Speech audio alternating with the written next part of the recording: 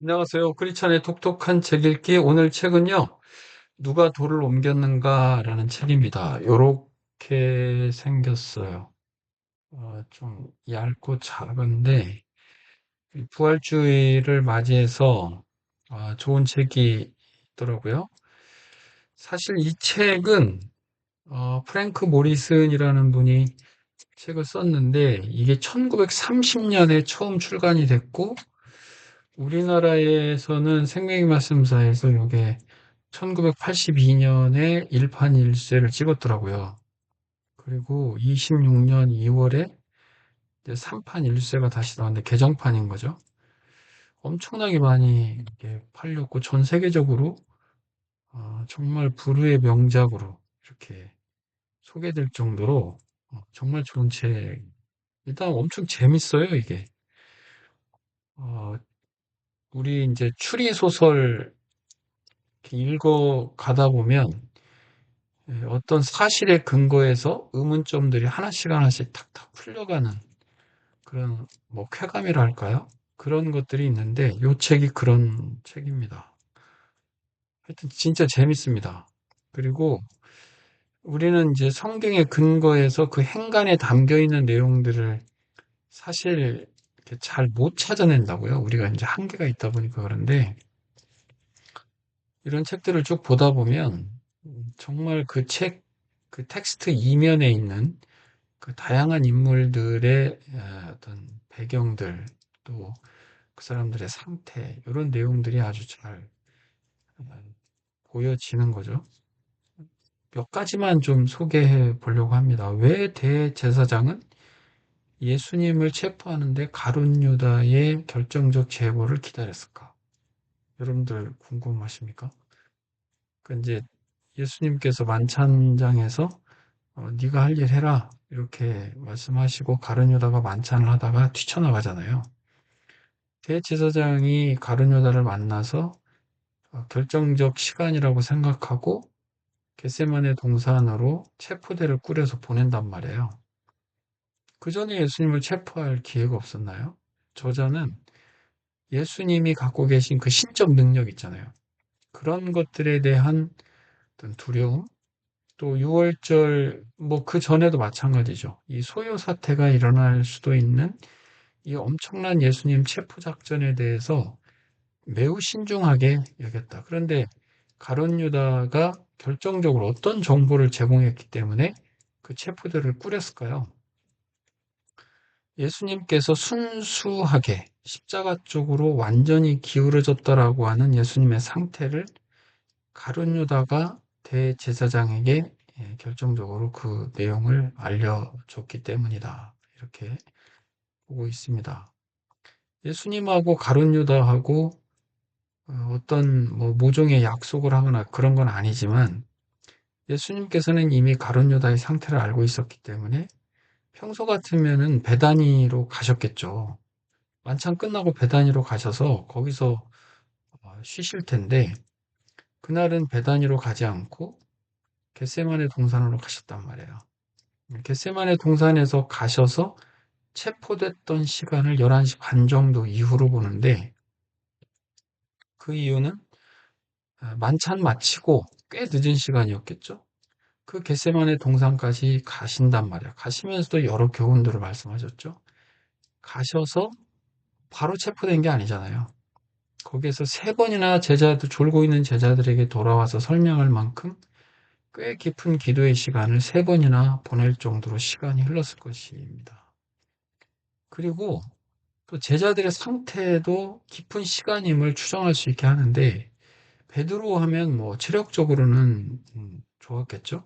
그런 젊은 제자들이 뭐 도저히 피곤해서 물론 뭐 이른 시간부터 그 만찬장을 준비하느라 뭐 어린 양도 잡았어야 됐고 여러 가지 수고한 게 있었지만 도저히 체력적으로는 버틸 수 없을 만큼의 그 지쳐있는 깊은 심야 시간대까지 시간이 이르렀다. 이렇게 설명을 하고 있습니다. 대제사장이 체포대를 꾸려서 가룟 유다를 앞세워서 겟세마네로 보낼 때까지 과연 대제사장은 그 외에 다른 일을 하지 않았을까? 저자는 여기서 결정적으로 어떤 이야기를 하냐면 빌라도를 찾아갔을 것이다. 그 시간에. 그렇기 때문에 필요한 시간만큼이 지체될 수밖에 없었겠죠. 예수님은 그 시간을 정말 끈기 있게 기다려 주셨던 것도 사실상 그 배경에 우리는 볼 수 있습니다. 왜 빌라도를 만났을까요? 그 다음날 하루밖에 없잖아요. 예수님은 극형에 처할 수 있는 시간적 여유가 없단 말이에요. 이미 늦은 시간이 됐고 결정적인 때가 되었다라고 생각했을 때 예수님을 메시아, 이 땅에 그리스도의 왕국을 꾸리는 왕으로서 온, 즉 로마의 황제를 대적하는 이 땅에 있는 새로운 왕좌를 꿈꾸는 그런 반란 주동자로 끌어내고 그 반란 주동자의 죄목을 붙여서 빌라도가 이제 극형을 선도해야 되잖아요.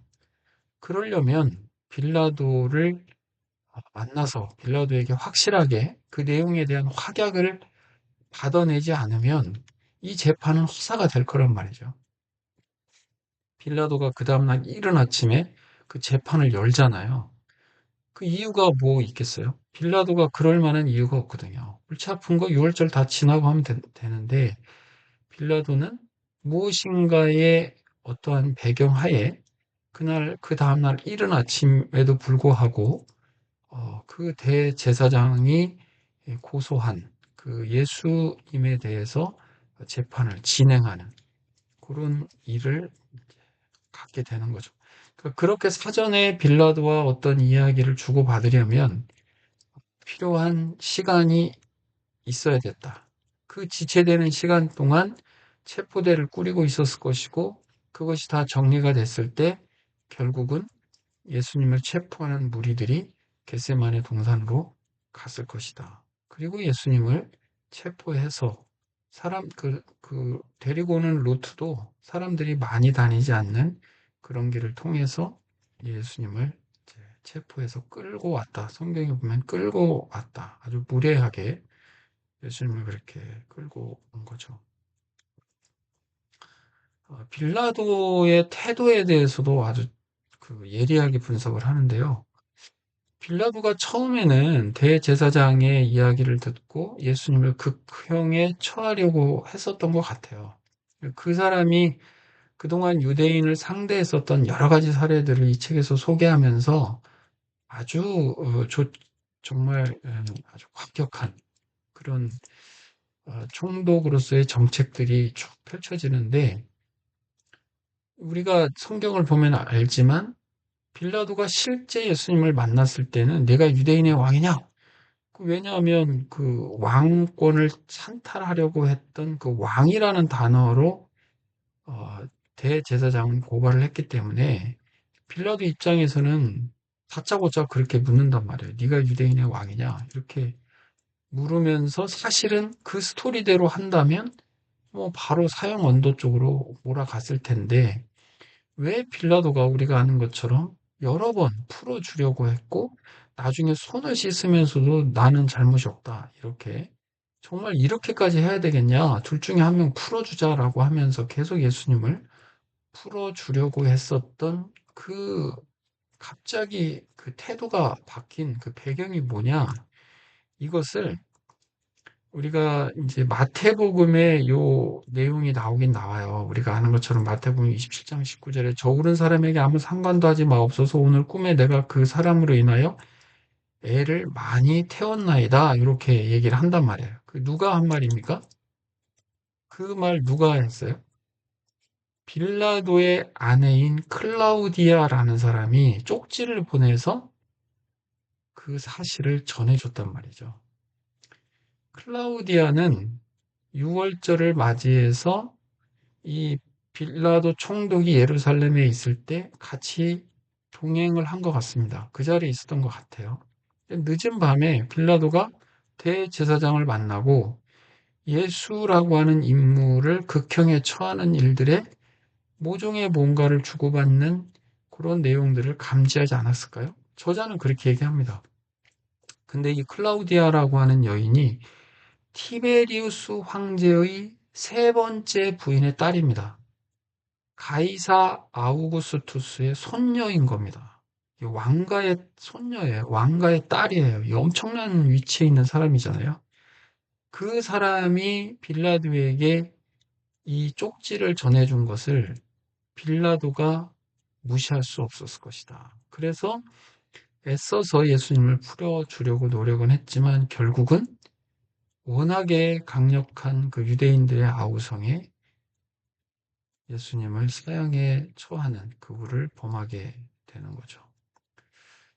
마리아와 마르다가 왜 예수님이 못 박혀 죽으시는 그 십자가 밑에 없었을까? 거기에는 이제 여러 여인이 있었죠. 예수님의 어머니인 마리아, 살로메, 그 다음에 글로바의 아내 마리아, 막달라 마리아, 이렇게 여러 여인들이 있었어요. 그 여인들의 내용도 소상하게 이 책에서 쭉 연관성 있게 추정해 보면 타당한 일리가 있는 그런 내용들로 쭉 적고 있는데요.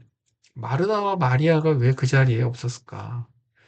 저도 참 궁금했었습니다. 그래서 자세히 보니까 예수님께서 잡히실 때 제자들이 이제 흩어지잖아요.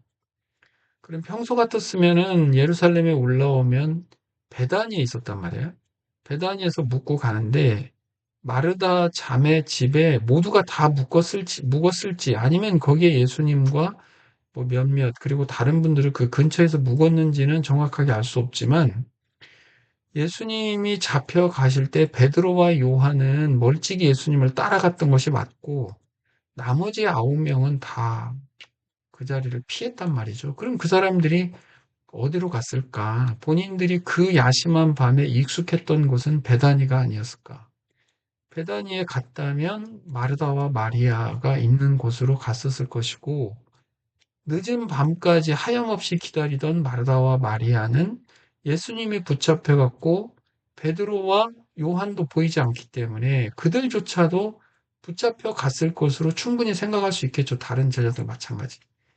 그런 상태에서는 그 몸을 숨기고 있었을 것이고 어느 순간에 또 그 성전의 그 군사들이 그 성전을 지키는 그 체포대들이 자신들에게까지 쳐들어오지 않을까, 붙잡으러 오지 않을까라고 하는 그 엄청난 두려움 가운데 있었을 것이다. 그렇다면 마리아와 마리아는 그 사람들과 함께 그 시간에 그곳에 숨죽이고 있었을 것이 분명하다. 이렇게 추정을 합니다.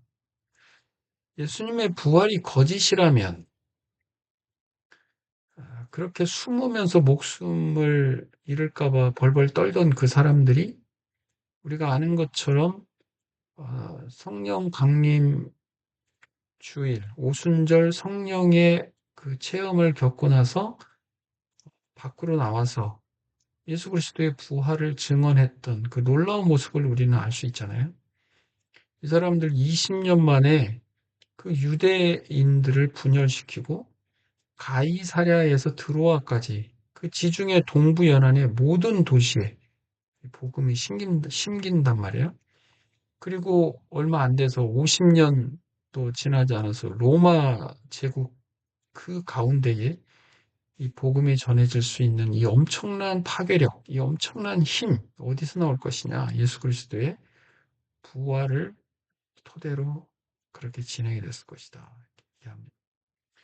예수님의 동생 야고보 이야기도 합니다. 의인 야고보라고도 표현을 하는데요. 예수님이 부활하신 이후에 야고보는 어느새 예수 공동체의 지도자, 대표격으로 자리를 잡고 있는 것을 우리는 사도행전을 통해서 알 수 있잖아요. 근데 요세푸스에서 이 야고보가 순교하는 그 장면을 남기고 있는데 62년에 순교를 한 것으로 나오거든요.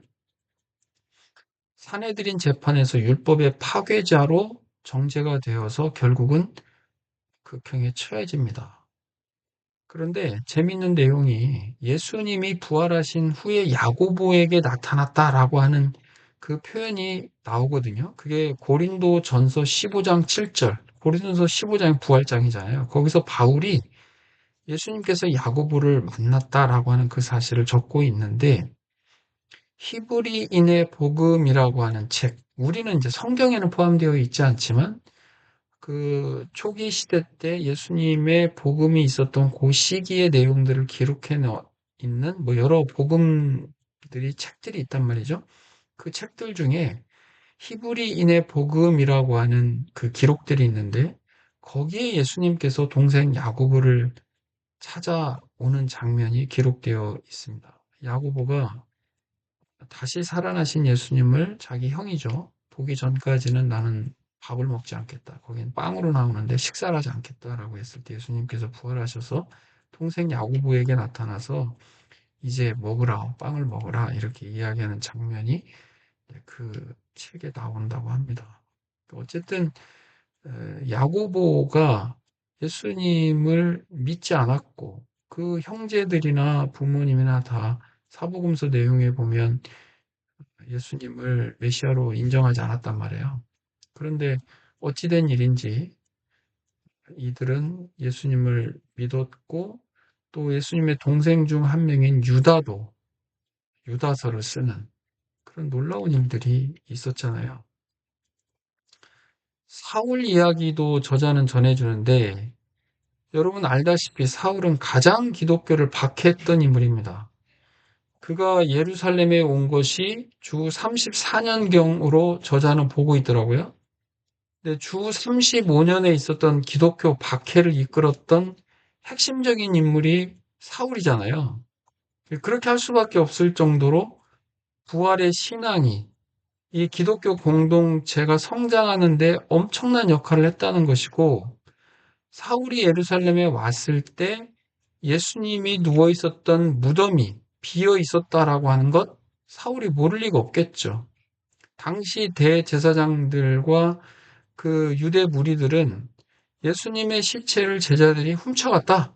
요 내용을 퍼뜨렸고 그것을 사실로 믿었단 말이죠. 그 사람들이 유대인이었고 사울도 마찬가지 그렇게 믿었다고요. 그러다가 사울이 어떻게 됩니까? 다메섹으로 가는 도중에 예수님을 만나잖아요. 그 이후부터 사울은 정반대의 위치에서 이 예수님을 전하는 그 사도로 변하게 되는 것, 그 기반에는 부활이라고 하는 것입니다. 그리고 또 하나 굉장히 좀 생각하게 하는 내용을 저자가 소개하고 있는데 어떤 청년 이야기입니다. 마가복음에 나오는 청년인데 이것은 한번 깊게 연구해 볼 필요가 있다라고 저자는 이야기를 합니다. 마가복음에 보면 예수님께서 부활하신 그 무덤에 가장 먼저 여인들이 가잖아요.